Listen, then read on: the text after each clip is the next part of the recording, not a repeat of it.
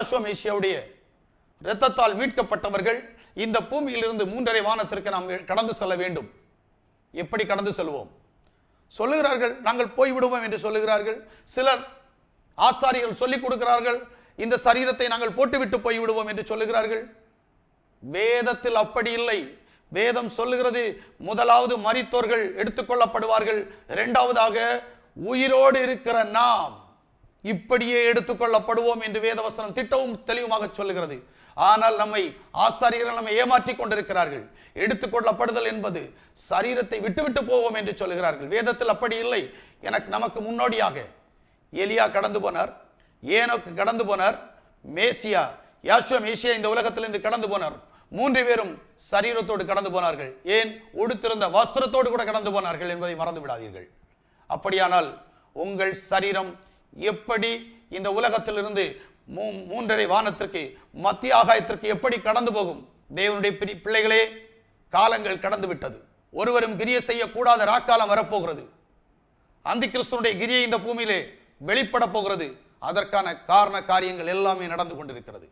இந்த காலகட்டத்திலே மனம் திரும்புவதல்ல, ரட்சிப்படைவதல்ல, நாம் கடந்து வந்த பாதையிலே எப்படியாகிலும் அவருடைய ராஜ்யத்திற்கு மத்திய ஆகாயத்திலே நாம் கடந்து போக வேண்டும் என்பதற்காக நாம் பிரயாசப்பட்டோமே. ஆனால் நீங்கள் உங்கள் சரீரத்தோடு, உங்கள் ஆவியோடு, உங்கள் ஆத்மாவத்தோடு நீங்கள் எடுத்துக்கொள்ளப்பட வேண்டும். இதற்கு உங்களுடைய சபைகளிலே நீங்கள் எடுத்துக்கொள்ளப்படுவதற்கு என்ன சொல்லி தந்து கொண்டிருக்கிறார்கள்? நீங்கள் எப்படி போக போகிறீர்கள்? மணவாளன் பூமியில் வந்து மணவாட்டியை சந்திப்பது இல்லை. மணவாளன் மணவாட்டியை மத்திய ஆகாயத்தில் சந்திக்க போகிறார். எனக்கு பிரியமானவர்களே, நீங்கள் சிந்திக்கும்படியாக இந்த வார்த்தையை உங்களிடத்திலே நான் வைத்திருக்கிறேன்.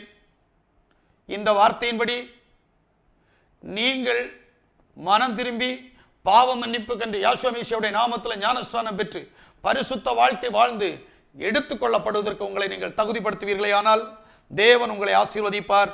இல்லையானால் உங்களை நடத்துகிற ஊழியக்காரர்கள் வித்தியாசமான முறையில் உங்களை நடத்தி கொண்டிருக்கிறபடியினால் குருடனுக்கு வழிகாட்ட முடியாது என்பதனால், அவர்களுக்கு எடுத்துக்கொள்ளப்படுதலின் ரகசியம் தெரியாததினால் அவர்கள் இதுவரைக்கும் உங்களுக்கு சொல்லித்தரவில்லை.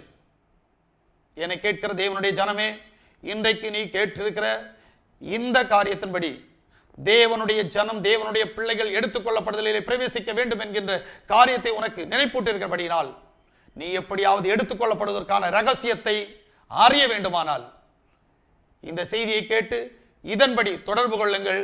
தேவன் உங்களை ஆசீர்வதிப்பார்.